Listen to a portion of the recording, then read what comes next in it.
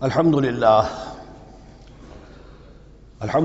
وکفی والصلاة والسلام علی عباده الذین اصطفی،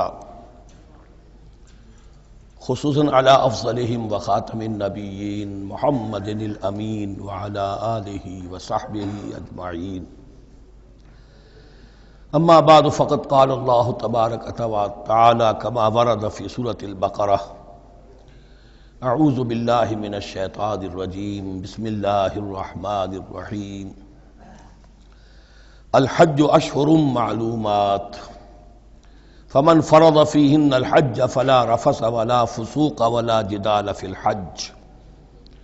وما تفعلوا من خیر یعلمہ اللہ، وتزودوا فإن خیر الزاد التقوی،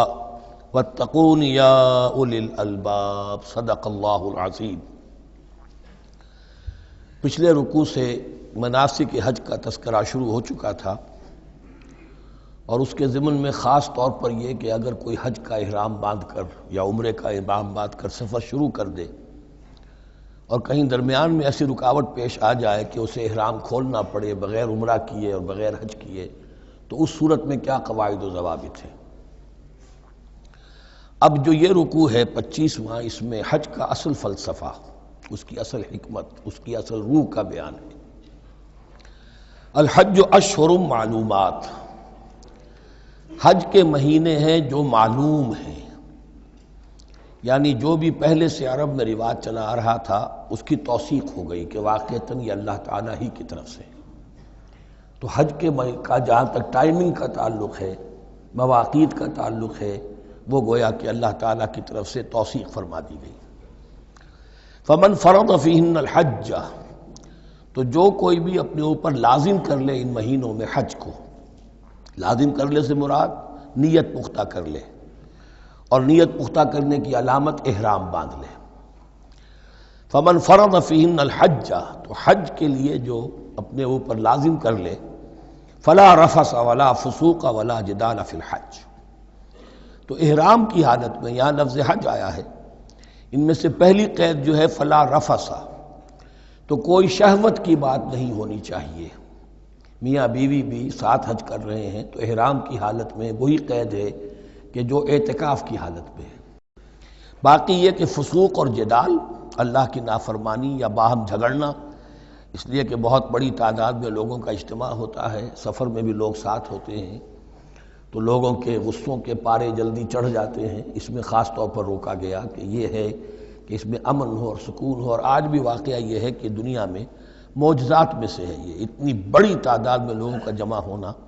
اور وہاں امن رہتا ہے، وہاں وہ جنگ و جدال اور جھگڑا اور فساد وغیرہ قطع نظر نہیں آتا۔ یا تو یہ کہ پچھلے دنوں میں کچھ سیاسی اعتبار سے کوئی مہمیں اٹھائی گئی ہیں، یا یہ کہ کچھ چور اچکوں نے بھی جانا شروع کر دیا ہے وہاں پر، لیکن جھگڑا اور جو گالم گلوچ کی نوبت ہم نے اپنے آنکھوں سے نہیں دیکھی، سے 5-6 مرتبہ حج کی سعادت حاصل ہوئی ہے۔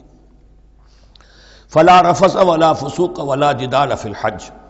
وما تفعلوا من خیر یعلمہ اللہ، اور جو خیر بھی تم اس کے دوران کرو گے اللہ کے وہ علم میں ہوگا۔ نوافل پڑھ رہے ہو، اضافی طواف کر رہے ہو، کوئی اور بھی جو کام کر رہے ہو، تو اس میں کسی اور کو دکھانے کی ضرورت نہیں ہے، اپنے خاموشی کے ساتھ انسان وہ اپنی جو بھی نیکی مزید کما سکے کمائے، جو بھی مناسک حج ہیں ان پر مستزاد۔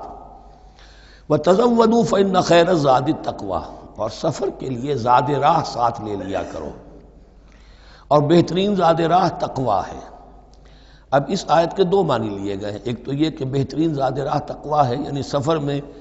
آپ نے زاد راہ خرچ کی شکل میں تو لے لیا، تقویٰ ہے نہیں، تو پھر کیا ہوگا؟ وہ تو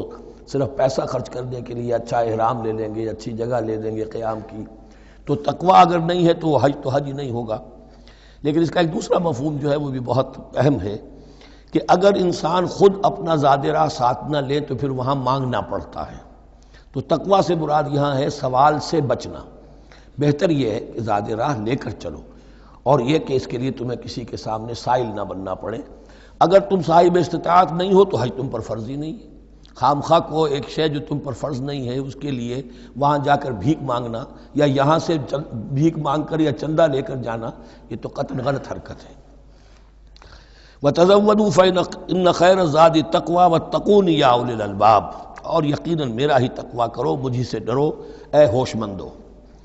لیس علیکم جناح ان تبتغوا فضلا من ربکم، اس میں تم پر کوئی حرج نہیں ہے، کوئی گناہ نہیں ہے کہ تم حج کے سفر کے دوران اپنے رب کا فضل بھی تلاش کرو۔ آدمی ہندوستان سے پاکستان سے جا رہا ہے، اسے ایسی اجناس لے جائے تجارت کے لیے جو وہاں پر بیچ کر کچھ نفع حاصل کر لے، تو یہ تقویٰ کے منافی نہیں ہے۔ اگر وہاں پر کوئی کاروبار کر سکو کرو۔ فَإِذَا أَفَضْتُم مِّنْ عَرَفَاتٍ، تو پھر جب تم عرفات سے واپس لوٹو، اس لیے کہ اصل حج جو ہے وہ عرفہ ہے، الحج العرفہ۔ حج کے بقیہ تمام مناسک رہ جائیں، صرف عرفہ میں شمولیت ہو جائے، قیام عرفہ میں تو حج ہو گیا، باقی جو چیزیں رہ گئی ہیں اس کا جو بھی اس کا کفارہ ہے، اس کا جو دم دینا ہے وہ دے دیا جائے۔ لیکن عرفہ سے اگر آدمی رہ گیا عرفات کے قیام سے تو پھر حج نہیں ہوا۔ اب یہاں سے جب لوٹتے ہو تو فاذکروا اللہ عند المشعر الحرام، یہ ٹائم ٹیبل نوٹ کر لیجئے کہ اصل میں 8 کی شام کو مکے سے نکلتے ہیں 8 ذی الحج کو، اور رات منی میں گزارتے ہیں۔ پھر 9 کا دن ہے اصل یوم عرفہ، 9 ذی الحج، صبح کو نکلتے ہیں، قافلے چلتے ہیں اور کہیں دوپہر تک، اور دوپہر سے بھی ہو سکتا ہے تاخیر ہو جائے، لیکن کوشش ہوتی ہے کہ ظہر سے پہلے پہنچ جایا جائے، لیکن ظہر اور عصر دونوں ملا کر پڑھ لی جائیں عرفات میں داخل ہونے سے پہلے۔ اسی لیے جو مسجد ہے عرفات کے میدان سے ملحق وہ عرفے کے اندر شامل نہیں ہے، وہ اس کی حدود سے باہر ہے، تو اصلی اس کا افضل یہی ہے کہ ظہر اور عصر ملا کر وہاں پڑھی جائیں، اور اس کے بعد سے غروب آفتاب تک قیام ہے، وہ عرفات کا قیام ہے، اس میں کوئی نماز نہیں، یعنی جو روایتی جو عبادت ہے اس کے سب دروازے بند۔ اب تو اگر دعا کی آپ کے اندر ایک روح پیدا ہو چکی ہے، اپنے رب سے ہم کلام ہو سکتے ہیں، اور آپ کو حلاوت مناجات حاصل ہو گئی ہے، تو دعا مانگتے رہیے، بس یہی ہے دعا۔ قیام عرفہ جو ہے کھڑے ہو کر بیٹھے ہوئے جس طرح بھی ہو اللہ سے مناجات کرو، یا پھر یہ کہ اگر اس میں کبھی ہو جائے کسی وجہ سے تو آدمی تلاوت کرے، لیکن یہ کہ عام نماز نہیں۔ فَإِذَا أَفَضْتُم مِّنْ عَرَفَاتٍ فاذكروا اللَّهَ عِندَ الْمَشْعَرِ الْحَرَامِ، یہ مزدلفہ کا قیام ہے، 9 کی شام کو مغرب کی نماز کا وقت ہو چکنے کے بعد وہاں سے روانگی ہے، لیکن وہاں مغرب کی نماز پڑھنے کی اجازت نہیں ہے۔ اب جاؤ اور مغرب اور عشاء دونوں جمع کرو اس میں مشعر حرام یعنی مزدلفہ میں۔ وَاذْكُرُوهُ كَمَا هَدَاكُمْ، اور یاد کرو اسے، ذکر کرو جیسے کہ تمہیں اس نے ہدایت دی ہے۔ اس سے مراد ہے کہ جو کچھ اللہ کے رسول نے تمہیں سکھایا ہے، ذکر کے جو طور طریقے ہیں، اس کے لیے جو بھی طریقے ہیں وہ اللہ نے ہدایت دی اپنے رسول کے ذریعے۔ وَإِن كُنتُم مِّن قَبْلِهِ لَمِنَ الضَّالِّينَ، اور یقیناً اس سے پہلے تو تم گمراہ لوگوں میں سے تھے، تمہیں معلوم نہیں تھا، حج کی شکل باقی رہ گئی تھی، اس کی روح ختم ہو گئی تھی، اس کے مناسک میں بھی تم نے رد و بدل کر دیا تھا، وہ آگے آ رہا ہے۔ ثُمَّ أَفِيضُوا مِنْ حَيْثُ أَفَاضَ النَّاسُ، پھر پلٹو وہیں سے جہاں سے کہ سب لوگ پلٹتے ہیں۔ قریش نے یہ کہا تھا کہ ہماری خاص حیثیت ہے کہ ہم تو منی ہی میں مقیم رہیں گے، باہر سے آنے والے لوگ عرفات جائیں اور عرفات سے پھر واپس لوٹیں، یہ سارے مناسک ہمارے لیے نہیں ہیں، ہم تو مکے والے ہیں اور ہماری شان یہ ہے کہ ہم عرفات نہیں جائیں گے، منی ہی میں قیام رہے گا۔ یہاں بتایا گیا کہ یہ تم نے غلط بات ایجاد کر لی ہے، ثم افیضوا من حیث افاض الناس، جہاں سے سب لوگ لوٹتے ہیں یعنی میدان عرفہ سے، وہیں سے لوٹیں۔ واستغفر اللہ، اللہ سے استغفار کرتے رہو، ان اللہ غفور رحیم، یقینا اللہ بخشنے والا رحم فرمانے والا ہے۔ فَإِذَا قَضَيْتُم مَّنَاسِكَكُمْ، اور جب تم اپنے یہ مناسک ادا کر لو، پورے کر لو، فاذکروا اللہ کذکرکم آباءکم، تو اب اللہ کا ذکر کرو جیسے کہ تم اپنے آباء و اجداد کا ذکر کرتے رہے ہو، جس شد و مد کے ساتھ۔ وہاں یہ ہو گیا تھا کہ پھر منی میں جب یہ ٹھہرتے تھے تو اپنے آباء و اجداد کے قصیدے بیان کیے جا رہے ہیں، جیسے ہمارے ہاں ہوتا ہے، جو دیہاتی لوگ ہوتے ہیں، راجپوت لوگ ہوتے ہیں، ان کے میراثی ہوتے ہیں، اسی طرح وہاں شعراء ہوتے تھے قبائل کے، وہ ان قبیلوں کی مدح بیان کرتے تھے، ان کے بڑے بزرگوں کی، اسلاف کی جو ہے عظمت بیان کرتے تھے۔ اللہ کا ذکر ختم ہو چکا تھا،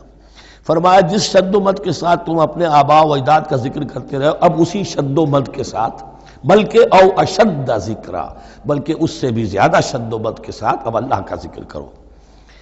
فَمِنَ النَّاسِ مَن يَقُولُ رَبَّنَا آتِنَا فِي الدُّنْيَا وَمَا لَهُ فِي الْآخِرَةِ مِنْ خَلَاقٍ، لوگوں میں سے وہ بھی ہیں جو یہی کہتے رہتے ہیں رب ہمیں دے دے دنیا ہی میں، ایسے لوگوں کے لیے آخرت میں کوئی حصہ نہیں ہے، یعنی وہاں پہنچ کر بھی ساری دعائیں ان کی دنیاوی چیزوں کے لیے ہیں، مال کے لیے، اولاد کے لیے، ترقی کے لیے، اور دنیا کی جو بھی چیزیں ہیں، اپنی کوئی مشکلات ہیں ان کے رفع کرنے کے لیے، چونکہ ان کے دلوں میں دنیا بسی ہوئی ہے۔ اشربوا فی قلوبہم الدنیا،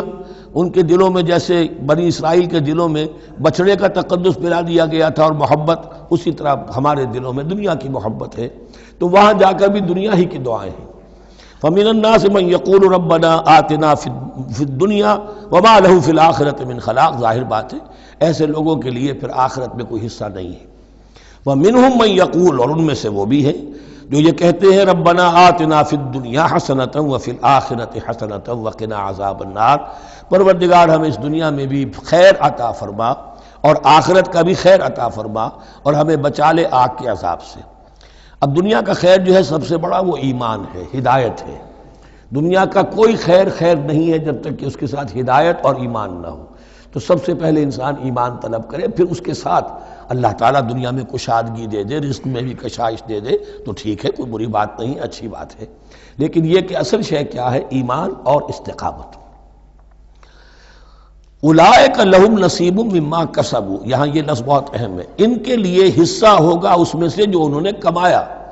محض یہ دعا کرنے سے، یہ دعا جو ہے یہ کافی نہیں ہو جائے گی۔ اول تو یہ نوٹ کر لیجئے، یہی وہ دعا ہے جو یعنی رکن یمانی سے لے کر جو بھی ہر چکر ہوتا ہے اس کا طواف کا، تو رکن یمانی سے لے کر حجر اسود تک کا جو دورہ ہے، اس میں یہ دعا مانگی جاتی ہے، ربنا آتنا فی الدنیا حسنۃ وفی الآخرۃ حسنۃ وقنا عذاب النار۔ اولئک لہم نصیب مما کسبوا، ان کے لیے حصہ ہے اس میں سے جو انہوں نے کمایا۔ اچھا، اس میں سے جو انہوں نے کمایا، اس میں سے کیوں؟ وہ تو سارا ملنا چاہیے، لیکن بندے کو ڈرتا رہنا چاہیے کہ ممکن ہے اس میں سے کسی مسئلے میں میری نیت میں کوئی فساد آ گیا ہو،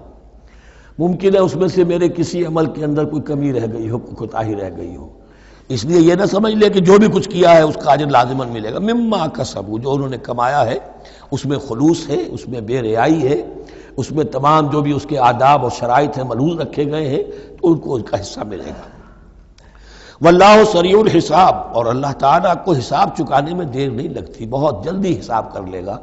اب تو ہمارے سامنے نقشے موجود ہے، کمپیوٹرز ہیں، کتنی جلدی حساب ہو جاتا ہے، تو اللہ کے ہاں تو پتہ نہیں کیسا سپر کمپیوٹر ہوگا کہ اسے حساب نکالنے میں دیر نہیں لگے گی۔ وَاذْكُرُوا اللَّهَ فِي أَيَّامٍ مَّعْدُودَاتٍ، اور ذکر کرو اللہ کا گنتی کے چند دنوں میں۔ یہ لفظ یہاں پر پھر آ گیا ہے اس بات کی وضاحت کے لیے جو میں نے عرض کیا تھا کہ ابتدائی جو حکم تھا روزے کا، ایام معدودات، وہ 3 دن کے روزے تھے، اس لیے کہ یہاں بھی معدودات کا لفظ آیا ہے، فی ایام معدودات، اور سب کو معلوم ہے یہ 3 دن ہیں، 11ویں 12ویں 13ویں تاریخ جو ہے ذی الحج کی، کہ پھر یوم نحر کے بعد 3 دن یہاں پر قیام ہے، مبیت ہے، تو وہ 3 دن ہے ایام معدودات۔ فمن تعجل فی یومین، تو جو کوئی 2 دن ہی میں جلدی سے واپس آ جائے، فلا اثم علیہ، یعنی 3 دن پورے نہیں کرتا، 2 دن ہی میں واپسی کو اختیار کر لیتا تو کوئی گناہ اس پر نہیں ہے۔ ومن تأخر، اور جو پیچھے رہے یعنی 3 دن کی مقدار پوری کر لے، فلا اثم علیہ لمن اتقی، تو اس پر بھی کوئی گناہ نہیں، لیکن شرط ہے تقوی۔ جو 2 دن میں چلا گیا تقوی تھا تو بھی اللہ تعالیٰ کے ہاں اس کا اجر محفوظ ہے، جو 3 دن رہا تقوی ہے، تیسرے دن اس نے کچھ اور ہی حرکتیں نہ شروع کر دی ہوں، جی اکتایا ہوا ہے اور طبیعت کے اندر جو ہے وہ ٹھہراؤ نہیں ہے، تو وہ تیسرا دن اس کے لیے کچھ خاص مفید نہیں ثابت ہوگا۔ لیکن یہ کہ اصل شے جو ہے اللہ کے ہاں جو چیز کے شرط لازم ہے قبولیت کے لیے وہ تقوی ہے۔ لمن اتقی واتقوا اللہ واعلموا انکم الیہ تحشرون، اور اللہ کا تقوی اختیار کرو اور یہ مستحضر رکھو اپنے ذہن میں کہ تمہیں اسی کی جانب جمع کر دیا جائے گا، تم سب کے سب ہانک کر لے جاؤ گے اسی کی جناب میں۔ وَمِنَ النَّاسِ مَن يُعْجِبُكَ قَوْلُهُ فِي الْحَيَاةِ الدُّنْيَا، اب یہ منافقین میں سے ایک گروہ کا خاص ایک تذکرہ ہو رہا ہے۔ ایک منافق تو ہوتے تھے کہ جو عام ہیں، ان کی زبانوں پر بھی نفاق واضح طور پر ظاہر ہو جاتا تھا، اور ایک قسم کے منافق وہ ہوتے تھے بڑے چاپلوس، چرب زبان، کہ ان کی گفتگو دیکھیے تو وہ تو بڑے مخلص ہیں اور بڑے ہی فداکار ہیں اور بڑے ہی آپ کے ساتھ ان کا تعلق جو ہے وہ نیک نیتی پر مبنی ہے، ان کی زبانیں جو ہیں معلوم ہوتا ہے کہ اس میں تو سب گھی شکر گھلا ہوا ہے، لیکن یہ کہ ان کا کردار انتہائی خراب ہوتا ہے، اور پھر وہ جب واپس جاتے ہیں باتیں کرنے کے بعد یا باتیں بنانے کے بعد تو ان کا کردار جو ہے وہ فساد پر مبنی ہوتا ہے۔ وَمِنَ النَّاسِ مَن يُعْجِبُكَ قَوْلُهُ فِي الْحَيَاةِ الدُّنْيَا، اور لوگوں میں سے ایسے بھی ہیں جن کی باتیں تمہیں بڑی اچھی لگتی ہیں دنیا کی زندگی میں، وَيُشْهِدُ اللَّهَ عَلَى مَا فِي قَلْبِهِ، اور وہ اللہ کو بھی گواہ ٹھہراتا رہتا ہے، میں جو کچھ کہہ رہا ہوں اللہ جانتا ہے، میں خلوص سے کہہ رہا ہوں، میں بالکل اپنی نیک نیتی سے کہہ رہا ہوں، اللہ جانتا ہے۔ وَهُوَ أَلَدُّ الْخِصَامِ، حالانکہ فی الواقع وہ دشمن ہے بہت سخت، الد بہت شدید، اور خصام خصم دشمن کے لیے آتا ہے۔ وَإِذَا تَوَلَّى، جب وہ پیٹھ موڑتے جاتا ہے، سعى فِي الْأَرْضِ، اب وہ زمین میں جو بھاگ دوڑ کرتا ہے، لِيُفْسِدَ فِيهَا، اس میں فساد مچائے، وَيُهْلِكَ الْحَرْثَ وَالنَّسْلَ، اور ہلاک کرے، کہیں کسی کی کھیتی جلا دی، کہیں کسی کا کوئی جانور جو ہے وہ ختم کر دیا، مار دیا۔ وَاللَّهُ لَا يُحِبُّ الْفَسَادَ، اللہ تعالیٰ کو فساد بالکل پسند نہیں ہے۔ وَإِذَا قِيلَ لَهُ اتَّقِ اللَّهَ، جب ایسے شخص سے کہا جاتا ہے کہ تو اللہ کا خوف کرو، اللہ سے ڈرو، تم باتیں ایسی کرتے ہو، عمل تمہارا یہ ہو رہا ہے، سوچو تو صحیح۔ اخذت العزت بالاسم، تو اس کو اپنی عزت نفس، جھوٹی عزت نفس گناہ پر اور جما دیتی ہے۔ ایک شخص وہ ہوتا ہے جس سے خطا ہو گئی، غلطی ہو گئی، اس نے اپنی خطا تسلیم کر لی تو اصلاح کر لے گا۔ ایک وہ ہے کہ جو کیسے مان لوں میری غلطی ہے، اس کی جھوٹی انا جو ہے اور جو اس کی جھوٹی عزت نفس ہے وہ اسے اور گناہ کے اوپر چپکا دیتی ہے۔ اخذت العزت بالاسم، اس کو اور اس پر جامد کر دیتی ہے۔ فحسبہ جہنم، تو اس کے لیے تو اب کافی ہے جہنم ہی، وَلَبِئْسَ الْمِہَادُ، اور یقیناً وہ بہت برا ٹھکانہ ہے۔ روایات میں آتا ہے کہ ایک شخص خاص تھا، اخنس ابن شریق، اس کا یہ کردار ہے، لیکن یہ کہ یہ تو یوں سمجھیے کہ شان نزول کے اعتبار سے یہ بات ٹھیک ہے، اور یہ کہ تعویل خاص میں اس کو بھی سامنے رکھیں گے، لیکن یہ وہی ہے، کردار ہے، یہ کردار ہر جگہ آپ کو ملے گا۔ اصل میں کردار کو پہچاننا چاہیے اور اس کے حوالے سے اللہ تعالیٰ سے ہدایت طلب کرنی چاہیے کہ اس کردار سے اللہ تعالیٰ ہمیں اپنی حفظ ایمان میں رکھے۔ وَمِنَ النَّاسِ مَن يَشْرِي نَفْسَهُ ابْتِغَاءَ مَرْضَاتِ اللَّهِ، قرآن کا یہ عام اسلوب ہے کہ تقابل ضرور کرتا ہے، فوری تقابل، تو اس میں لوگوں میں سے وہ بھی ہیں جو اپنے آپ کو بیچ دیتے ہیں اللہ کی رضا جوئی کے لیے، اپنا تن من دھن، ان صلاتی و نسکی و محیای و مماتی للہ رب العالمین۔ ومن الناس من یشری نفسہ ابتغاء مرضات اللہ واللہ رؤوف بالعباد، اور اللہ اپنے ایسے بندوں کے حق میں بہت شفیق ہے۔ ظاہر بات ہے جس نے یہ ارادہ کر لیا ہو، نیت کر لی ہو، کبھی ایسے شخص سے بھی کوئی کوتاہی ہو سکتی ہے، حالات ہو سکتے ہیں عارضی سے، کبھی جذبات میں آ کر کوئی غلط قدم اٹھ گیا، اللہ پہ معاف فرمائے گا، بڑی شفقت کے ساتھ معاف فرمائے گا۔ طے کر لے انسان، ایک سیدھا راستہ یہی بن جائے، ان صلاتی و نسکی و محیای و مماتی للہ رب العالمین، تو پھر یہ ہے کہ کوئی تیز دوڑے گا، کوئی آہستہ چل سکے گا، مختلف صلاحیتوں کے لوگ ہوتے ہیں، اس میں فرق و تفاوت رہے گا، لیکن جس نے یہ عزم کر لیا ہے اللہ تعالیٰ ان کے حق میں بہت شفیق ہے۔ یا ایھا الذین آمنوا ادخلوا فی السلم کافہ، اے اہل ایمان اسلام میں داخل ہو پورے کے پورے۔ یہ گویا کہ وہ بات اب کہی جا رہی ہے کہ جس کا ریورس یا کانورس ہم بنی اسرائیل کے ساتھ جو خطاب تھا اس میں پڑھ چکے ہیں۔ افتؤمنون ببعض الکتاب وتکفرون ببعض، کیا تم ہماری کتاب، ہمارے دین، ہماری شریعت کے ایک حصے کو مانتے ہو اور ایک کو رد کر دیتے ہو؟ فما جزاء من يفعل ذلك منكم الا خزي في الحياة الدنيا ويوم القيامة يردون الى اشد العذاب، تو جو کوئی بھی تم میں سے یہ روش اختیار کرے گا اس کی کوئی سزا اس کے سوا نہیں ہے کہ دنیا میں ذلت اور خواری ان پر مسلط کر دی جائے اور قیامت کے دن شدید ترین عذاب میں جھونک دیے۔ اس کو اب مثبت پیرائے میں مسلمانوں سے کہا جا رہا ہے، یا ایھا الذین آمنوا ادخلوا فی السلم کافہ، ریزرویشنز کے ساتھ نہیں، ایکسیپشنز کے ساتھ نہیں۔ اللہ کی بندگی تو کرنی ہے، اس معاملے میں نہیں، اللہ کے حکم تو ماننا ہے لیکن یہ حکم نہیں میں مان سکتا، یہ ایک کی بھی نفی جو ہے وہ گویا کہ کل کی نفی ہو جائے گی۔ ادخلوا فی السلم کافہ، ٹیک اٹ اور لیو اٹ، یہ پیکج ڈیل ہے، اس میں جزوی بات نہیں ہو سکتی۔ ولا تتبعوا خطوات الشیطان، اور دیکھو شیطان کے قدموں کی پیروی نہ کرو، اس کے نشانات راہ جو ہیں، اس کے نشانات قدم جو ہیں ان کی پیروی نہ کرو۔ انہ لکم عدو مبین، وہ تو یقیناً تمہارا بڑا کھلا دشمن ہے۔ فإن زللتم من بعد ما جاءتكم البینات، پھر اگر تم پھسل گئے اس کے بعد بھی کہ تمہارے پاس یہ واضح تعلیمات آ چکی ہیں، فَاعْلَمُوا أَنَّ اللَّهَ عَزِيزٌ حَكِيمٌ، تو جان لو کہ اللہ تعالیٰ پھر زبردست ہے، اس میں دھمکی کا پہلو آ گیا کہ پھر اللہ کی جو ہے پکڑ سخت ہوگی. حکیم بھی ہے، اس کی پکڑ میں بھی حکمت ہے. اگر یہ پکڑ نہ ہو تو ظاہر بات ہے کہ پورا نظام جو ہے دین کا وہ پھر بالکل ایک بے منطقی.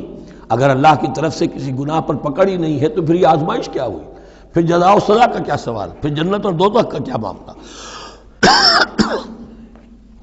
هل ينظرون الا ان ياتيهم الله في ظلل من الغمام والملائكة وقضي الامر. ایک جو نفس انسان کو پٹی پڑھاتا ہے وہ تو یہ ہے کہ دین کا یہ حصہ تو آرام سے کرتے رہو، جو میٹھا وہ ہپ اور جو کڑوا ہے وہ تھو. دوسری پٹی یہ پڑھاتا ہے کہ ابھی ذرا یہ ٹھیک ہے، یہ اللہ کا حکم ہے، یہ بھی حکم ہے، دین کا یہ بھی تقاضا ہے، ابھی ذرا ذمہ داریاں ہیں، ابھی ذرا بچوں کے معاملات ہیں، بچے برسر کار ہو جائیں، بچیوں کے ہاتھ پیلے ہو جائیں، میں ذرا ریٹائرمنٹ بھی لے لوں تو پھر یہ مکان بنا لوں، پھر میں اپنے آپ کو دین کے لیے پھر خالص کر لوں گا، دین کے لیے پھر میں وہی کام کروں گا. یہ سب سے بڑا دھوکہ ہے، وہ وقت کبھی نہیں آتا. اسی لیے فرمایا کس شے کا انتظار کر رہے ہیں؟ هل ينظرون الا ياتيهم الله في ظلل من الغمام، کہ اللہ تعالیٰ آ جائے بادلوں کے سائبانوں میں، والملائکۃ اور فرشتے آ جائیں، وقضی الامر اور پھر فیصلے چکا دیا جائے گا. کیا معلوم کب وہ گھڑی آ جائے. یہ مہلت عمر تو اچانک ختم ہو سکتی ہے. پوری دنیا کی قیامت بھی جب آئے گی اچانک آئے گی، اور ہر شخص کی ذاتی قیامت تو اس کے سر کے اوپر تلوار کی طرح لٹکی ہوئی ہے کہ من مات فقط قامت قیامتہ، جو مر گیا اس کی قیامت تو آ گئی. کیا تمہارے پاس گارنٹی ہے یہ سارے کام کرو گے تب تک زندہ رہو گے اور پھر بھی تمہارے جسم میں کوئی توانائی، کوئی رمق باقی رہ جائے گی کہ دین کا کوئی کام کر سکو؟ تو جان لو تم کس چیز کا انتظار کر رہے ہو سکتا ہے اچانک اللہ کی طرف سے مہلت ختم ہو جائے. سٹاپ رائٹنگ، 3 گھنٹے ہو گئے، بس اب جو لکھ لیا، اب آگے تمہارے پاس مہلت نہیں ہے. وَإِلَى اللَّهِ تُرْجَعُ الْأُمُورُ، اور یقیناً تمام معاملات اللہ ہی کی طرف لوٹا دیے جائیں گے. سل بنی اسرائیل کم آتیناہم من آیۃ بینہ، اے مسلمانوں پوچھ لو بنی اسرائیل سے ہم نے انہیں کتنی روشن نشانیاں دی.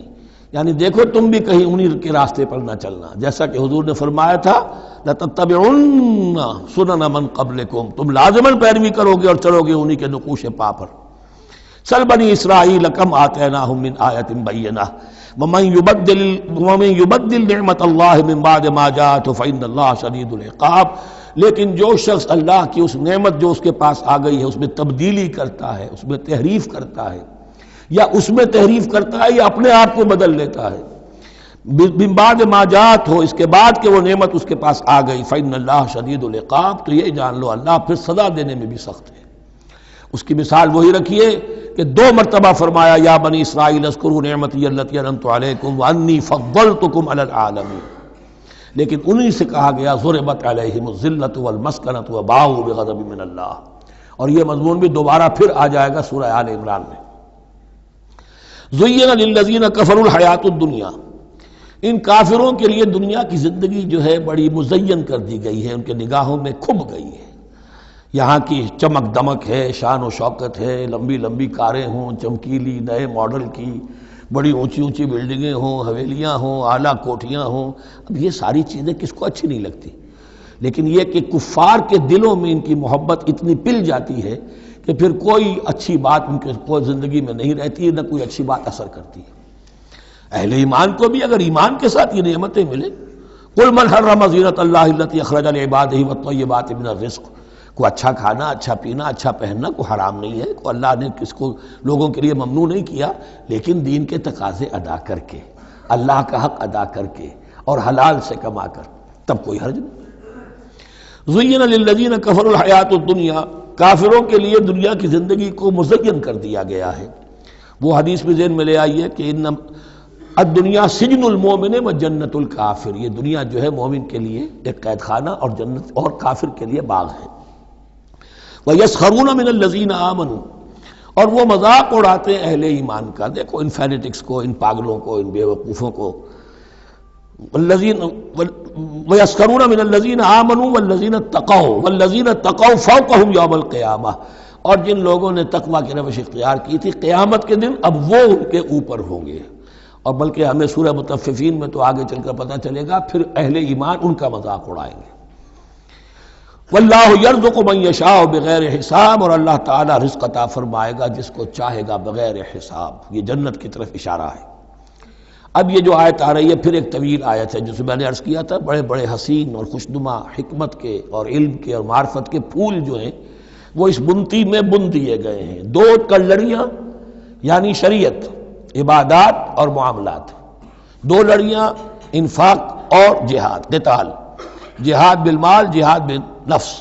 اور ان میں یہ پھول آ جاتے ہیں عظیم۔ اس کو میں نے عنوان دیا ہے آیت الاختلاف، آیت الآیات، آیت البر، اور یہ آیت الاختلاف۔ اختلاف کیوں ہوتا رہا ہے؟ اور یہ بہت اہم ہے اس لیے کہ جو وحدت ادیان کا فلسفہ دنیا میں کچھ لوگوں کی طرف سے پیش ہوتا ہے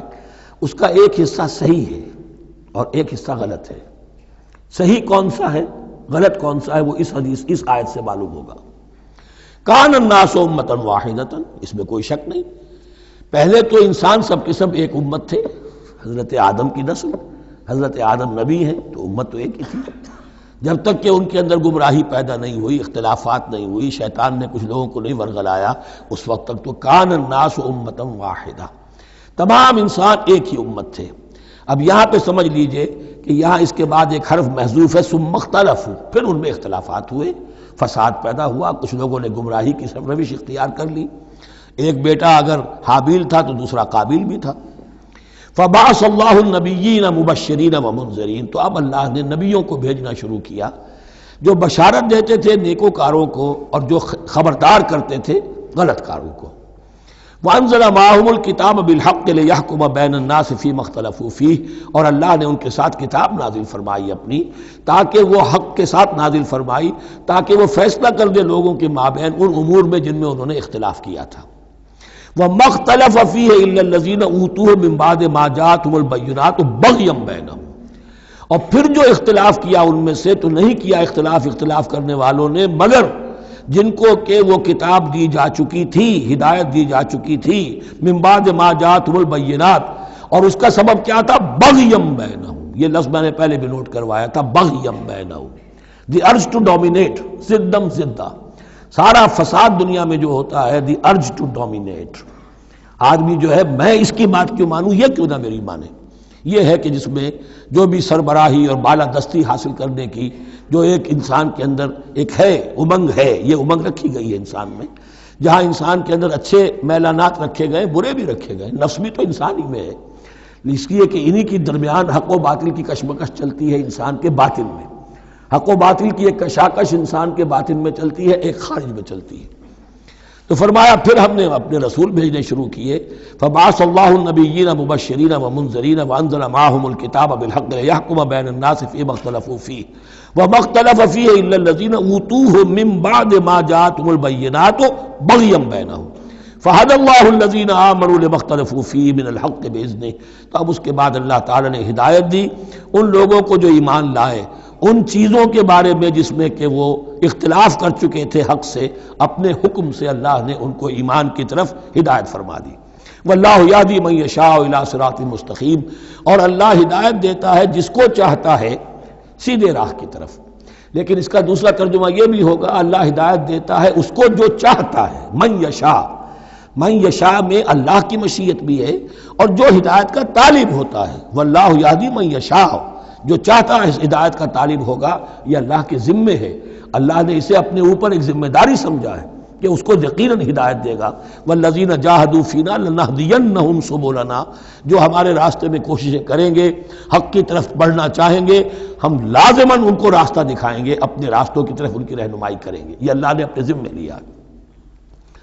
ام حسبتم، اب بڑی سخت آیت آ رہی ہے، یہ بھی بڑی لرزا دینے والی آیت ہے۔ اب دیکھیے صحابہ کرام میں سے ایک بڑی تعداد تھی کہ جو مکے کی سختیاں جھیل کر آئے تھے، مہاجرین، ان کے لیے تو اب جو بھی مراحل آئندہ آنے والے تھے وہ کوئی ایسے ثقیل نہیں تھے، ایسے مشکل نہیں تھے۔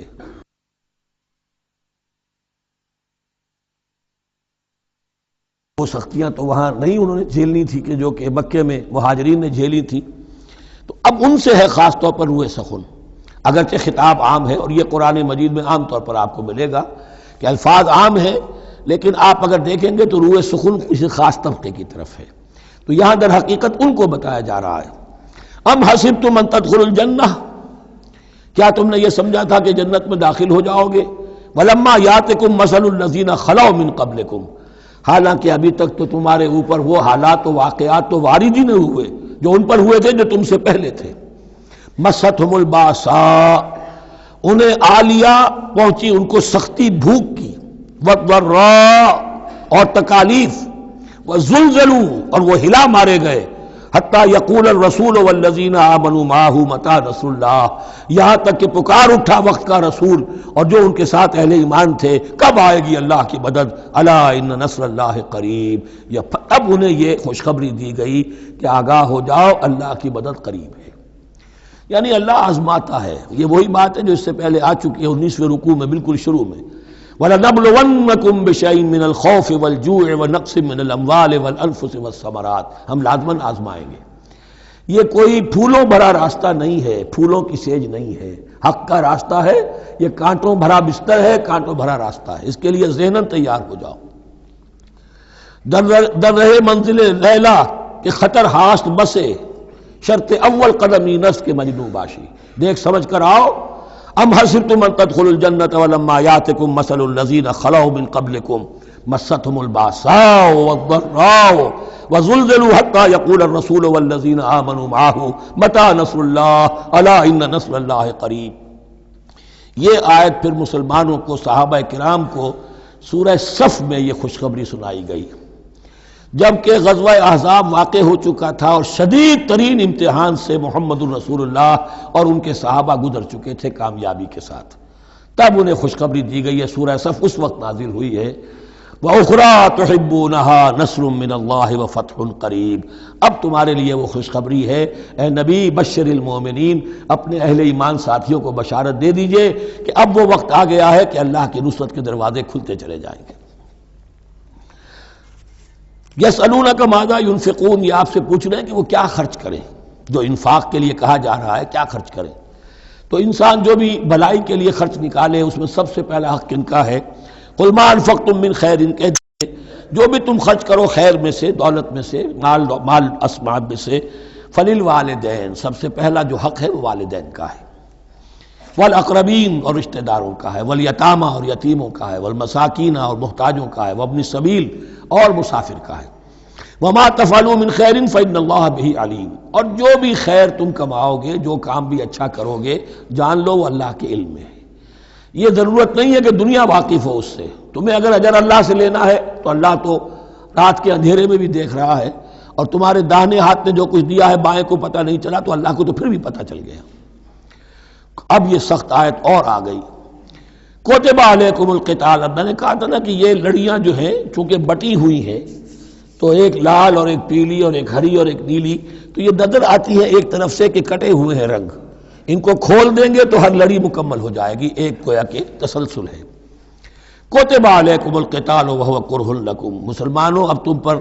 جنگ فرض کر دی گئی ہے اور وہ تمہیں گراں گزر رہی ہے۔ یہ مضمون اصل میں اس سے پہلے سورہ محمد نازل ہو چکی ہے اور اس میں قتال کی فرضیت آ چکی ہے، اس کا نام سورۃ القتال بھی ہے، لہذا اب اس کے حوالے سے کچھ لوگ جو ہیں وہ پریشان ہو رہے تھے، اور میں نے آپ سے عرض کیا تھا منافقین بھی یہی کہتے تھے کہ بھائی صلح جوئی سے کام لو، بس دعوت و تبلیغ کے ذریعے سے لوگوں کو ٹھیک راستے پر لاؤ، یہ جنگ ونگ جو ہے، لڑائی بھڑائی، اس میں تو بہت خرابی ہے، یہ کوئی اچھا کام تو نہیں ہے۔ اب یہاں یہ ہے کہ فرض کیا جا رہا ہے اللہ کی راہ میں جنگ کرنا، تو اس حوالے سے کہا جا رہا ہے، تو اس میں جہاں منافقین کہتے تھے، جن مسلمانوں کا ایمان قدرے کمزور تھا وہ منافق تو نہیں تھے، لیکن یہ کہ ایمان اتنا پختہ نہیں تھا، ابھی تازہ ایمان لائے تھے، مدینے کے اندر ابھی وہ ایمان لائے ہیں، ان کی تربیت کے مراحل ابھی گزرے ہی نہیں ہیں، تو ان میں سے بھی بعض لوگوں کے دلوں میں اب انقباض پیدا ہو رہا تھا۔ کتب علیکم القتال وہو کرہ لکم، تم پر، اب دیکھیے کتبہ کا لفظ آ گیا ہے، کتب علیکم الصیام، کتب علیکم القصاص فی القتلى، کتب علیکم اذا حضر احدکم الموت ان ترک خیرا الوصیہ، وصیت کا حکم آیا کتبہ، روزے کا حکم آیا کتبہ، اسی طریقے سے فرضیت قتال ہے۔ کتب علیکم القتال وہو کرہ لکم، وہ تمہیں بری لگ رہی ہے، وَعَسَىٰ أَن تَكْرَهُوا شَيْئًا، اور ہو سکتا ہے کہ تم کسی شے کو ناپسند کرو، وَهُوَ خَيْرٌ لَكُمْ، ذرا حالانکہ اسی میں تمہارے لیے خیر ہو۔ وَعَسَىٰ أَن تُحِبُّوا شَيْئًا وَهُوَ شَرٌّ لَكُمْ، اور ہو سکتا ہے کہ تم کسی چیز کو پسند کرو ذرا حالانکہ وہ تمہارے لیے شر ہو۔ وَاللَّهُ يَعْلَمُ وَأَنْتُمْ لَا تَعْلَمُونَ، اللہ جانتا ہے تم نہیں جانتے۔ تم اپنی عقل پر ایمان نہ رکھو، تم اللہ کی وحی پر ایمان رکھو، تم اللہ کے رسول پر ایمان رکھو۔ جس وقت کے لیے جو حکم موضوع تھا اس وقت وہ حکم تھا، کفو ایدیکم، 14 برس تک تمہیں قتال سے منع کیا گیا، اب فرض ہو رہا ہے قتال، اب تمہارے لیے لازم وقت کا جو ہے امر الحال کو پہچانو۔ اللہ تعالی واللہ یعلم وانتم لا تعلمون، یسألونک عن الشہر الحرام قتال فیہ، اب جب جنگ کا حکم شروع ہو گیا تو اب وہ پوچھتے تھے کہ یہ جو مہینے حرمت والے ہیں، حج کا ہے، عمرے کا ہے، تو اس میں جنگ کرنا کیسا ہے؟ اس لیے کہ سیرت میں یہ واقعہ آتا ہے، وقت نہیں ہے تفصیل سے میں بیان کر سکوں، کہ نخلا کی وادی میں ایک مقابلہ ایسا پیش آ گیا تھا کہ وہ رجب کا مہینے کا بھی دن تھا، اور اس میں ہی کوئی قتال ہو گیا، مسلمانوں کے ہاتھوں ہوا یا مسلمانوں کے اوپر ایسی سچویشن ہو گئی کہ انہیں مجبوراً وہ کام کرنا پڑا۔ اس پر شور اٹھا دیا، دیکھو ان لوگوں کا کیا حال ہے، بنے پھرتے ہیں اللہ والے، رسول والے، دین والے، آخرت والے، اور ان کا حال یہ ہے کہ یہ حرمت والے مہینے کے انہوں نے بٹا لگا دیا، اس میں جنگ کی ہے۔ یہ اصل میں ان حضرات کی طرف سے گویا کہ اللہ تعالیٰ اپنے ان مومن بندوں کی طرف سے خود صفائی پیش کر رہے ہیں۔ یسألونک عن الشہر الحرام قتال فیہ، یہ پوچھتے ہیں آپ سے حرمت والے مہینوں میں قتال کا حکم، قل قتال فیہ کبیر، کہہ دیجئے ہاں حرمت والے مہینے میں جنگ کرنا بہت بڑی بات ہے، یعنی بہت بڑا گناہ ہے، لیکن وَصَدٌّ عَن سَبِيلِ اللَّهِ وَكُفْرٌ بِهِ وَالْمَسْجِدِ الْحَرَامِ وَإِخْرَاجُ أَهْلِهِ مِنْهُ أَكْبَرُ عِندَ اللَّهِ، یہ بھی تو دیکھو کہ جن لوگوں نے وہ جرم کیے ہیں کہ جنہوں نے اللہ کے راستے سے روک دیا، اللہ کا کفر کیا، مسجد حرام کے راستے روک دیے مسلمانوں کے لیے، اب یہ نہیں جا سکتے، بیت اللہ میں عبادت نہیں کر سکتے، اخراج اہلہ منہ، اس میں سے لوگوں کو نکلنے پہ مجبور کر دیا مکے کے مسلمانوں کو، اکبر عند اللہ، گناہ تو وہ بھی ہے لیکن یہ کہیں بڑا گناہ ہے اللہ کے نزدیک۔ تو سینس آف پروپورشن ہونا چاہیے کہ کس چیز کے مقابلے میں کس شے کی برائی ہے۔ والفتنۃ اکبر من القتل، یہ پہلے بھی آ چکا ہے، والفتنۃ اشد من القتل، اب آیا والفتنۃ اکبر من القتل۔ فتنہ ہر وہ کیفیت ہے جس میں صاحب ایمان کے لیے ایمان پر قائم رہنا اور اسلام پر عمل کرنا مشکل ہو جائے۔ آج کا پورا معاشرہ فتنہ ہے، اسلام پر عمل کرنا مشکل ہے، بدماشی کے راستے کھلے ہوئے ہیں، حرام خوری کے راستے کھلے ہوئے ہیں، حلال عقل حلال دانتوں پسینہ آئے تو شاید نصیب ہو، شادی کے نکاح کے راستے بند کیے ہوئے ہیں، یہ شرطیں ہیں اور یہ شرطیں ہیں اور یہ شرطیں ہیں اور یہ ہے اور یہ چیزیں لازمی ہیں، اور زنا کے راستے کھلے جائیے۔ جس معاشرے کے اندر جب غلبہ باطل کا ہوگا حق پر چلنا ممکن نہیں رہے گا، وہ جو باطل کا غلبہ ہے وہ سب سے بڑا فتنہ ہے۔ والفتنۃ اکبر من القتل، فتنہ جو ہے بہت بڑی شے ہے قتل کے مقابلے میں۔ ولا یزالون یقاتلونکم حتی یردوکم عن دینکم ان استطاعوا، اور سن لو یہ لوگ تم سے جنگ کرتے رہیں گے یہاں تک کہ لوٹا دیں تمہیں اپنے دین سے، اگر وہ کر سکتے ہوں، وہ تو تلے ہوئے ہیں اس پر کہ تمہیں لوٹا کر لے جائیں گے اپنے دین سے۔ یہاں اشارہ ہو رہا ہے مشرکین مکہ کی طرف، کیونکہ اب یہ تمہید چل رہی ہے سورہ بقرہ کے اندر غزوہ بدر کے لیے، اب اس کے بعد غزوہ بدر ہونے والا ہے، اس کے لیے ذہنی تیاری۔ وَلَا يَزَالُونَ يُقَاتِلُونَكُمْ حَتَّى يَرُدُّوكُمْ عَنْ دِينِكُمْ إِنِ اسْتَطَاعُوا، وہ تو اپنی کوشش کرتے رہیں گے کہ تمہیں تمہارے دین سے پھرا کر لوٹا کر واپس لے جائیں اگر ان میں طاقت ہے۔ وَمَنْ يَرْتَدِدْ مِنْكُمْ عَنْ دِينِهِ، اور سن لو جو بھی کوئی تم میں سے پھر گیا، مرتد ہو گیا اپنے دین سے، فَيَمُتْ، اور اسی حالت میں اس کی موت آ گئی، وَهُوَ كَافِرٌ، کہ وہ کافر ہی تھا، فَأُولَٰئِكَ حَبِطَتْ أَعْمَالُهُمْ فِي الدُّنْيَا وَالْآخِرَةِ، تو یہ وہ لوگ ہوں گے کہ جن کے تمام اعمال دنیا اور آخرت میں حبط ہو گئے۔ پہلے کتنے ہی نیکیاں کی ہوئی تھیں، کتنے ہی نمازیں پڑھی ہوئی تھیں، کتنا ہی جو ہے انفاق کیا تھا، صدقات دیے تھے، کچھ بھی کیا، سب کا سب زیرو ہو جائے گا۔ وَأُولَٰئِكَ أَصْحَابُ النَّارِ هُمْ فِيهَا خَالِدُونَ، اور وہ ہوں گے جہنم والے اور رہیں گے اس میں ہمیشہ ہمیشہ۔ ان الذين آمنوا والذين هاجروا وجاهدوا في سبيل الله اولئك يرجون رحمت اللہ واللہ غفور رحیم، یقیناً وہی لوگ جو ایمان لائے اور جنہوں نے ہجرت کی اور جہاد کیا اللہ کی راہ میں، یہ وہ لوگ ہیں جو اللہ کی رحمت کے امیدوار ہیں۔ بڑا لطیف طنز ہے ان پر، جا رہے ہیں حرام کے راستے پر، اللہ رحمت فرمائے گا۔ اللہ رحمت نہیں فرماتا، اللہ کی رحمت کا مستحق بننا پڑتا ہے۔ اللہ کی رحمت کا مستحق وہی ہے،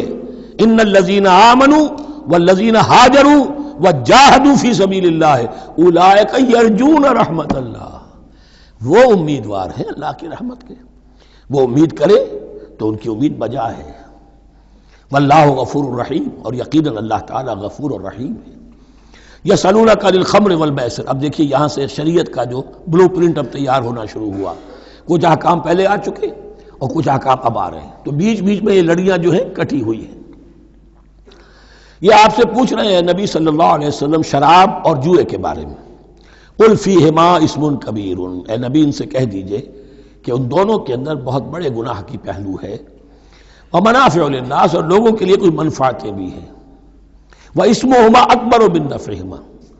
اور ان کا جو گناہ کا پہلو ہے وہ نفع کے پہلو سے بڑا ہے، بس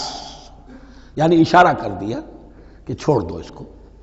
اب تمہاری عقل سلیم کے حوالے معاملہ ہے، حقیقت تم پر کھول دی گئی، یہ ابتدائی حکم ہے لیکن حکم کے پیرائے میں نہیں، بس یہ ہے کہ کچھ فائدے بھی ہیں، وہ تو ہے میں سے غرض نشات ہے کچھ روح سیاہ کو، ایک گونا بے خودی مجھے دن رات چاہیے، اور میں کدے کی راہ سے ہو کر گزر گیا ورنہ سفر حیات کا بے حد طویل تھا۔ یہ حکمت سمجھ لیجئے کہ جوئے میں اور میسر میں کیا چیز مشترک ہے کہ دونوں کو جمع کیا گیا۔ شراب میں بھی انسان حقائق سے اپنے آپ کو منقطع کرتا ہے اور محنت سے جی چراتا ہے، He doesn't want to see the facts، مواجہہ کرنے کو تیار نہیں، فیس کرنے کو تیار نہیں ہے bitter facts of life کو، تو میں ایک گونا بے خودی مجھے دن رات چاہیے۔ اور جوا بھی محنت کی نفی ہے، چانس، داؤ لگاؤ، ایک ہے محنت سے ایک آدمی کما رہا ہے، مشقت کر رہا ہے، کھوکھا ہے یا کوئی چھابڑی لے کے جا رہا ہے یا کچھ اور کام ریڑھی چلا رہا ہے، وہ اپنی کوئی کمائی کر رہا ہے، اور ایک یہ داؤ لگاؤ، داؤ سے کمانا، چانس پر کمانا، یہ بھی محنت کی نفی ہے۔ تو یہ دونوں کے اندر اصل میں علت ایک ہی ہے۔ یسألونک عن الخمر والمیسر قل فیہما اسم کبیر ومنافع للناس واسمہما اکبر من نفعہما ویسألونک ماذا ینفقون قل العفو، اور یہ پوچھتے ہیں کتنا خرچ کریں، انفقوا انفقوا انفقوا وانفقوا فی سبیل اللہ ولا تلقوا بایدیکم الی التہلکہ، یہ آیت پر کل پڑھ چکے ہیں۔ اپنے آپ کو اپنے ہاتھوں ہلاکت میں نہ جھونکو،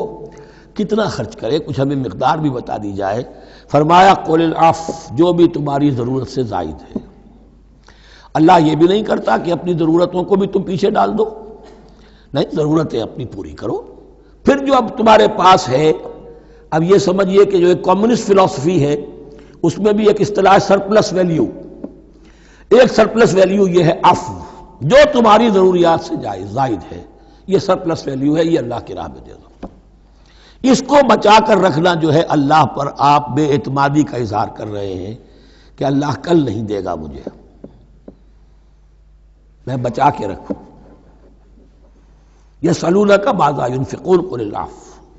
لیکن اس میں یہ ہے کہ ضرورتیں کتنی ہیں، کیا ہے، اس کا کوئی پیمانہ مقرر نہیں کیا۔ یہ ہے باطنی روح جس کے اندر اللہ کی محبت اور آخرت کا ایمان بڑھتا جائے گا، وہ اتنا ہی اپنی بیلٹ ٹائٹ کرے گا، اپنی ضرورتیں کم کرے گا، اپنے معیار زندگی کو پست کرے گا، اور زیادہ سے زیادہ جو ہے وہ اللہ کی راہ میں دے گا۔ یہ اصول یہ ہے کہ ہر شخص یہ دیکھے کہ جو میری ضرورت سے زائد ہے اسے میں ریٹین نہ کروں، اسے میں دوں۔ اس انفاق پر پورے 2 رکوع آگے آنے والے ہیں سورہ مبارکہ میں۔ کذالک یبین اللہ لکم الآیات لعلکم تتفکرون، اسی طرح اللہ تعالیٰ اپنی آیات تمہارے لیے واضح کر رہا ہے تاکہ تم تفکر کرو، غور کرو، فی الدنیا والآخرہ، تمہارا یہ غور دنیا کے بارے میں بھی ہونا چاہیے، آخرت کے بارے میں۔ دنیا میں بھی اسلام رہبانیت نہیں سکھاتا، نہ کھاؤ نہ پیو، چلے کشی کرو، چلے جاؤ جنگلوں میں، نہیں۔ اسلام متمدن زندگی کی تعلیم دیتا ہے، گھر گھرستی ہے، شادی کرو، بیوی بچوں والے رہو، ان کے بھی حقوق کو ادا کرو، ان کا بھی پیٹ تمہیں پالنا ہے، تو تفکر فی الدنیا والآخرہ، آخرہ کے لیے۔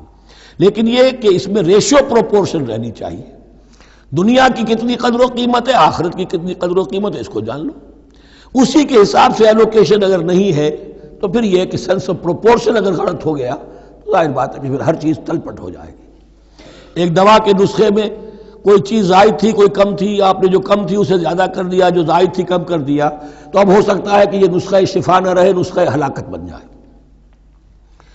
وَيَسْأَلُونَكَ عَنِ الْيَتَامَىٰ، اور یہ آپ سے پوچھ رہے ہیں یتیموں کے بارے میں۔ قُلْ إِصْلَاحٌ لَهُمْ خَيْرٌ، اے نبی ان سے کہہ دیجئے ان کے لیے ان کی مصلحت کو پیش نظر رکھنا یہ ہے کہ جو بہتر ہے، نیکی ہے، بھلائی ہے۔ اصل میں سورہ بنی اسرائیل کی آیت جو ہے وہ لوگوں کے سامنے تھی، وَلَا تَقْرَبُوا مَالَ الْيَتِيمَ إِلَّا بِالَّتِي هِيَ أَحْسَنُ، مال یتیم کے قریب تک نہ پھٹکو،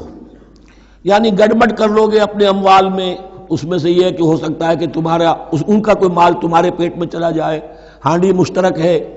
اب اس میں ظاہر بات ہے یتیم نے بھی کھانا ہے، تم نے بھی کھانا ہے، اچھی اچھی بوٹیاں تم نے کھا لی ہیں اور یتیم کے لیے جو ہے خرچہ تو پورا ڈال دیا، لیکن یہ کہ اس کے لیے بیچارے کے لیے چھچڑے چھوڑ دیے۔ تو یہ چیز روکنے کے لیے کہا گیا تھا مکی صورتوں میں وَلَا تَقْرَبُوا مَالَ الْيَتِيمِ إِلَّا بِالَّتِي أَحْسَنُ۔ اب صحابہ کے لیے تو یہ چیزیں ایسی تھیں کہ اشارہ ذرا سا ہو گیا اور انہوں نے اس پر عمل کیا، انہوں نے ہڈیاں علیحدہ کر دی تاکہ ان کا خرچہ بالکل علیحدہ رہے۔ اب اس میں تکلیف ہو رہی تھی، ایک گھر کے اندر ہی ایک یتیم ہے، اس کا خرچہ اس کے مال میں سے نکالا جا رہا ہے۔ فرمایا کہ یہ مقصد نہیں تھا، مقصد یہ تھا کہ تم ان کے مال ہڑپ نہ کر جاؤ۔ قُلْ إِصْلَاحٌ لَهُمْ خَيْرٌ، قُلْ إِصْلَاحٌ لَهُمْ خَيْرٌ، ان کے لیے اصلاح کرنا بھلائی کا ہے۔ وَإِن تُخَالِطُوهُمْ فَإِخْوَانُكُمْ، اگر تم اپنے ساتھ ان کو ملائے رکھو تو وہ تمہارے بھائی ہیں۔ وَاللَّهُ يَعْلَمُ الْمُفْسِدَ مِنَ الْمُصْلِحِ، اللہ جانتا ہے مفسد کو بھی مصلح کو بھی، وہ جانتا ہے کہ یہ آدمی گڑبڑ کر رہا ہے، یہ ہنڈیاں علیحدہ کر کے بھی گڑبڑ کر سکتا ہے، اور یہ وہ شخص ہے کہ جو ہنڈیاں مشترک کر کے بھی حق پر رہ سکتا ہے۔ وَلَوْ شَاءَ اللَّهُ لَعَنَتَكُمْ، اگر اللہ چاہتا تو تمہیں سختی میں ڈالے ہی رکھتا، تم پر مشقت جو ہے یہ کیے رکھتا۔ ان اللہ عزیز الحکیم، یقیناً اللہ زبردست ہے، حکمت والا ہے۔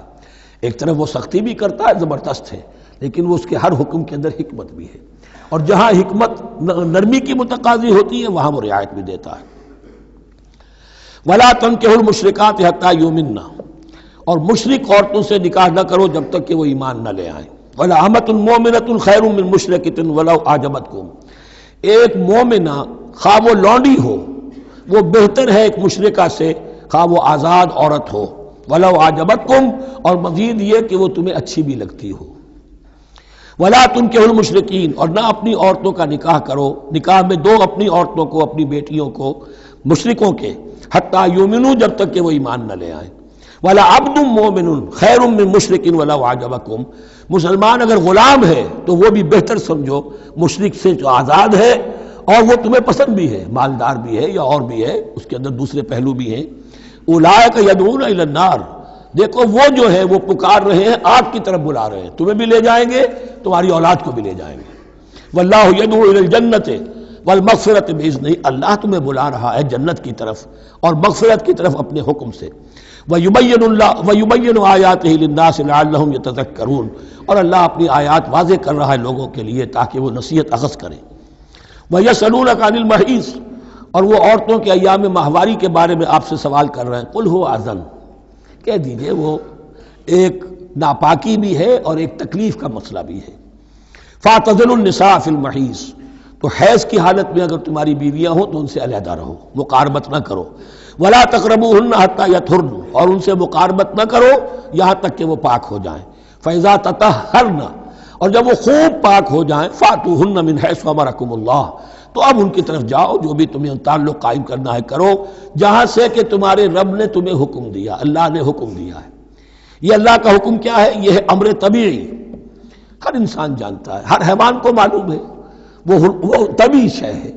لیکن یہ کہ اب عورتوں کے ساتھ بھی اگر انسان جو ہے وہ لواطت کا فعل شروع کر دے، قوم عمل لوط، تو ظاہر بات ہے کہ عمل قوم لوط تو وہ چیز جو ہے غلط ہے، وہ حرام ہے۔ یہ تو اللہ تعالیٰ نے جو بھی تمہاری فطرت میں ڈالا ہے راستہ، وہ در حقیقت من حیث امرکم اللہ، ان اللہ یحب التوابین و یحب المتطہرین، یقیناً اللہ محبت کرتا ہے بہت توبہ کرنے والوں سے اور بہت پاک بازی اختیار کرنے والوں سے، ان ناپاک چیزوں سے دور رہنے میں۔ نساؤکم حرث لکم، تمہاری بیویاں تمہارے لیے کھیتیوں کے مانند ہیں، جیسے کھیت میں بوتے ہو، فصل کاٹتے ہو، بیویوں کے ذریعے سے اللہ تعالیٰ تمہیں اولاد عطا کرتا ہے۔ فاتو حرثکم انا شئتم، تو جو بھی کھیتی والی جگہ ہے ادھر تم جاؤ جدھر سے چاہو، یعنی اس میں یہ ہے کہ کوئی رکاوٹ نہیں ہے، وہ داہنی طرف سے بائیں طرف سے جدھر سے بھی ہو، لیکن ہو وہ فرج کے اندر، وہ مقد کے اندر معاملہ نہ ہو۔ فاتو حرثکم انا شئتم وقدموا لانفسکم، اور اپنے آگے کے لیے سامان کرو، یعنی اپنی اولاد۔ انسان جو ہے بڑھاپے کے لیے اس کا ایسٹ بنتی ہے اس کی اولاد۔ آج تو دنیا اولاد سے بھاگتی ہے، لیکن ایک زمانے میں تو اولاد جو ہے وہ عصائے پیری شمار ہوتی تھی۔ وقدموا لانفسکم واتقوا اللہ واعلموا انکم ملاقوہ، اور اللہ سے کا تقوی اختیار کرو۔ ابھی آپ دیکھیں گے کہ جو حکم بھی شریعت کا آئے گا بار بار تکرار کے ساتھ جو ہے اس میں تو تقوی کا ذکر بار بار آئے گا، کہ ایک قانون ہے اس کی قانونیت ہے، ایک ہے تقوی۔ قانون کی لاکھ پیروی کی جا رہی ہو تقوی نہ ہو تو وہ قانون جو ہے وہ مذاق بن جائے گا، تماشا بن جائے گا۔ اس کے بعد مثالیں آئیں گی ابھی۔ واتقوا اللہ واعلموا انکم ملاقوہ، اور اللہ کا تقوی اختیار کرو اور جان لو تمہیں اس سے مل کر رہنا ہے، حاضر ہونا ہے اس کے جناب میں۔ وبشر المؤمنین، اور اے نبی اہل ایمان کو بشارت دے دیجئے۔ ولا تجعلوا اللہ عرضۃ لایمانکم، ایک اور حکم آ گیا، اللہ تعالیٰ کا نام جو ہے وہ تختہ مشق نہ بنا لو اپنی قسموں کے لیے۔ قسم کھا بیٹھا میں تو اللہ کی قسم کھا بیٹھا ہوں، اب یہ قسم کھا بیٹھا اس لیے میں یہ کام نہیں کر سکتا، چاہے وہ نیکی کا کام تھا۔ کسی وقت غصے میں آدمی آ کر قسم کھا بیٹھتا ہے۔ حضرت ابو بکر صدیق نے بھی قسم کھا لی تھی۔ مستح ان کا ایک ایسا تھا مسلمان غریب کہ جس کی وہ مدد کیا کرتے تھے، لیکن مستح بھی جب حضرت عائشہ پر تہمت میں ملوث ہو گیا تو حضرت ابو بکر نے قسم کھا لی کہ یہ بدبخت جس کی میں سرپرستی کرتا رہا یہ بھی میری بیٹی پر تہمت لگانے میں شامل ہو گیا، اب میں اس کی کبھی مدد نہیں کروں گا۔ یہ سورہ نور میں آئے گا، ان سے کہا گیا نہیں ایسا نہ کرو، تم اپنے نیکی کے دروازے کو کیوں بند کرتے ہو؟ قسم کھا لی، قسم کو کھول دو، کفارہ دے دو۔ وَلَا تَجْعَلُوا اللَّهَ عُرْضَةً لِأَيْمَانِكُمْ أَن تَبَرُّوا وَتَتَّقُوا، نیکی کا کام کرنے سے، تقوی کے کام سے رکنے کے لیے قسم کھا لینا۔ وَتُصْلِحُوا بَيْنَ النَّاسِ، اور اس سے کہ لوگوں کے مابین مصالحت کرو۔ اب آپ نے کسی دو بھائیوں کے درمیان جھگڑا تھا، مصالحت کی کوشش کی، آپ کی بات نہیں مانی گئی، اب اللہ کی قسم ہے صاحب اب میں آپ کے معاملے میں دخل نہیں دوں گا، اب میں تو قسم کھا بیٹھا۔ نہیں بھائی، اصلاح بین الناس جو ہے، اصلاح ذات البین، یہ کرتے رہو، اور ایسی قسم کھائی ہے اس کا کفارہ دے دو۔ واللہ سمیع علیم، اور اللہ تعالیٰ سننے والا اور جاننے والا ہے۔ لا یؤاخذکم اللہ باللغو فی ایمانکم، اللہ تعالیٰ مؤاخذہ نہیں کرے گا تم سے جو تم بغیر مقصد کے، بغیر عزم اور ارادے کے قسم کھا بیٹھتے ہو۔ یہ عربوں کا رواج ہے، واللہ باللہ کے بغیر ان کا کوئی جملہ شروع ہی نہیں ہوتا۔ تو یہ در حقیقت قسم کھانے کا ان کی اس وقت نیت نہیں ہوتی، بلکہ یہ ان کا ایک جس کو ہم کہتے ہیں تقیہ کلام ہے، ان کا ایک اسلوب ہے گفتگو کا، واللہ باللہ ہے، تو اس پر مؤاخذہ نہیں ہے۔ وَلَٰكِن يُؤَاخِذُكُم بِمَا كَسَبَتْ قُلُوبُكُم، ہاں جو تم نے ارادہ کر کے، تمہارے دلی ارادے کے ساتھ جو تم نے قسم کھائی ہے، پھر اس پر مؤاخذہ ہوگا، اس سے توڑو گے اس کا ایک کفارہ ہے، وہ بعد میں آئے گا۔ وہ کفارہ جو ہے وہ پھر سورہ مائدہ کے اندر آ جائے گا۔ میں نے عرض کیا تھا کہ یہ اصل میں سورہ بقرہ میں بلو پرنٹ آ رہا ہے شریعت اسلامی کا، اور اس کے جو اصل چیزیں ہیں وہ پوری تکمیلی احکام وہ پھر آخر میں آئیں گے، کچھ سورہ نساء میں، کچھ سورہ مائدہ۔ واللہ غفور حلیم، اللہ غفور ہے، بخشنے والا ہے اور حلیم ہے، فوراً نہیں پکڑتا، فوراً سزا نہیں دیتا، مہلت دیتا ہے کہ اصلاح کر لو۔ للذین یولون من نسائہم تربص اربعۃ اشہر، اب یہ بھی ایک قسم کھا لی جاتی تھی کہ کسی وقت کسی مرد نے، کسی شوہر نے قسم کھا لی اب میں اپنی بیوی کے قریب نہیں جاؤں گا، ناراض ہو گئے، غصہ آ گیا، میں تمہارے سے کوئی تعلق نہیں رکھوں گا، یہ ایلا کہلاتا تھا۔ حضور نے بھی ایلا فرمایا تھا اپنی ازواج مطہرات سے جب انہوں نے کچھ زیادہ نفقے کا مطالبہ کیا تھا کہ اب عام مسلمانوں کے ہاں بھی خوشحالی آ گئی ہے تو اب ہمارے اوپر یہ سختی کیوں ہے، ہمارا بھی جو نفقات ہیں، ہمارا جو خرچ ہے، وظائف ہیں، بڑھائے جائیں۔ اس پر حضور نے پھر ایلا کیا، اس کا ذکر ہے، وہ بعد میں آئے گا۔ لیکن وہاں عام طور پر لوگ قسم کھا کے بیٹھ جاتے تھے، اب قسم کھا لی ہے، پچھتا بھی رہے، کیا کریں، قسم کھا چکے، اب بیوی کے پاس کیسے جائیں؟ اب وہ بیوی معلق ہے، نہ وہ شادی شداؤں میں ہے اور نہ وہ علیحدہ ہے، آزاد ہے۔ للذین یولون من نسائہم تربص اربعۃ اشہر، 4 مہینے کے لیے تو وہ انتظار کیا جا سکتا ہے۔ فإن فاؤوا، اس دوران میں اگر وہ لوٹے، اپنی قسم کو ختم کرے اور رجوع کر لیں، تعلق کے زن و شوق قائم کریں، فإن اللہ غفور رحیم، تو اللہ تعالیٰ غفور اور رحیم ہے۔ وإن عزموا الطلاق، اور اگر وہ طلاق کا ارادہ کر چکے ہوں کہ واقعتاً اب ان سے سیپریشن ہی ہے، فإن اللہ سمیع علیم، تو اللہ تعالیٰ سننے والا، جاننے والا ہے۔ یعنی یہ کہ 4 مہینے سے زیادہ معلق نہ رکھو کسی کو، یا ادھر یا ادھر، یا فیصلہ کرو اور اسے فارغ کرو، اور یا پھر یہ کہ اپنی وہ قسم ختم کرو اور اس کا جو بھی کفارہ ہے وہ ادا کرو۔ اسی پر غالباً قیاس کیا تھا، بلکہ ساتھ ہی سیرت میں آتا ہے کہ حضرت عمر نے حضرت حفصہ سے پوچھ بھی لیا تھا۔ حالانکہ دیکھیے کہ باپ اور بیٹی کا معاملہ ہو رہا ہے، اور باپ بیٹی سے سوال کر رہا ہے، دین کے معاملے میں حیا اور شرم کی بات نہیں ہوتی۔ ان اللہ لا یستحی ان یضرب مثلا ما بعوضۃ فما فوقها، تو یہ کہ جو لوگ جہاد پر جاتے تھے کوئی سال بھر گھر واپس نہیں آ رہا، اب ایک طرف تو ان پر مشقت ہے، وہ بیویوں سے دور ہیں، اہل و عیال سے دور ہیں، ادھر عورتیں جو ہیں وہ بغیر شوہروں کے جو وقت گزار رہی ہیں، تو پوچھا کہ کتنا عرصہ تم سمجھتی ہو کہ ایک عورت اپنی عصمت اور عفت کو سنبھال کر اپنے شوہر کا انتظار کر سکتی؟ تو حضرت حفصہ نے کہا 4 ماہ۔ اب میں سمجھتا ہوں شاید انہوں نے اسی پر کہا ہو کہ یہ معلق رکھنے کا حکم بھی قرآن مجید میں جو ہے زیادہ سے زیادہ اس کی مہلت 4 مہینے ہے۔ والمطلقات یتربصن بانفسهن 3 قروء، اور جنہیں طلاق دے دی جائے ان پر لازم ہے کہ وہ اپنے جیوں کو روکے رکھیں 3 حیض تک، یہ عدت ہے۔ طلاق کے بعد 3 مہینے کی عدت ہے۔ اس عدت میں یا تو شوہر رجوع کر لے گا اگر 1 یا 2 طلاقیں ہیں، تیسری طلاق ہو گئی تو رجوع کا حق نہیں ہے، وہ بعد میں بات آ جائے گی، اور اسی میں چاہے تو اس کے بعد جب مدت ختم ہو جائے گی تو پھر اب شوہر کا حق ختم ہو جائے گا، اب وہ آزاد ہوگی، لیکن اس مدت کے اندر وہ دوسری شادی نہیں کر سکتی۔ والمطلقات یتربصن بانفسهن 3 قروء ولا يحل لهن ان يكتمن ما خلق الله في ارحامهن، اور ان کے لیے یہ حلال نہیں ہے، جائز نہیں ہے کہ وہ چھپا لیں جو کچھ کہ اللہ نے پیدا کر دیا ہو ان کے ارحام میں۔ اگر حمل ٹھہر گیا ہے اور بیوی کو ڈر ہے کہ اب یہ شوہر تو طلاق دے دے گا، وہ اپنا حمل چھپا رہی ہے تاکہ پتہ ہی نہ چلے اس کو، کیونکہ وہ چاہے گی کہ بچہ میرے پاس رہے، بچہ بچی جو بھی ہو۔ ظاہر بات ہے کہ بچہ اور بچی جو ہے وہ ماں کے لیے تو جگر گوشہ ہے، اس کے جسم کا ٹکڑا ہے، اس کے جسم کا لوتھڑا ہے، تو وہ چھپانے کی ٹینڈنسی ہوتی ہے کہ وہ جھگڑا ہی نہ اٹھے۔ ولا يحل لهن ان يكتمن، ان کے لیے جائز نہیں ہے کہ وہ چھپائیں ما خلق اللہ فی ارحامہن، جو کچھ کے پیدا کر دیا ہے اللہ نے ان کے رحموں میں۔ ان کن یؤمن باللہ والیوم الاخر، اگر وہ فی الواقع ایمان رکھنے والی ہے اللہ پر اور یوم آخر پر۔ وبعولتهن احق بردهن فی ذلک ان ارادوا اصلاحا، اور یہ جو عدت کی مدت ہے اس میں ان کے شوہروں کو حق حاصل ہے، زیادہ حقدار ہیں کہ انہیں لوٹا لیں، اسے رجعت کہتے ہیں، رجوع کیا جا سکتا ہے عدت کے اندر لیکن تیسری طلاق کے بعد نہیں، پہلی طلاق دوسری طلاق، اس کے بعد دونوں میں جو عدت ہوگی اس میں رجوع کر سکتا ہے شوہر، اس کا اختیار ہے، بیوی کو نہ کہنے کا اختیار نہیں ہے کہ اب تم طلاق دے چکے ہو، اب میں تمہاری بات ماننے کو تیار نہیں ہوں، اس کا اسے حق نہیں ہے۔ اسے پھر وہ مرد کا جو حق ہے وَبَعُولَتُهُنَّ أَحَقُّ بِرَدِّهِنَّ، وہ زیادہ حقدار ہے کہ انہیں لوٹا لے، فی ذالک، اس مدت کے اندر ان ارادوا اصلاحا، اگر وہ واقعتاً اصلاح ہی چاہتے ہیں۔ وَلَهُنَّ مِثْلُ الَّذِي عَلَيْهِنَّ بِالْمَعْرُوفِ، اور ان کے لیے حقوق ہیں جو کہ مناسبت سے ہیں ان کی ذمہ داریوں کے۔ وَلِلرِّجَالِ عَلَيْهِنَّ دَرَجَةٌ،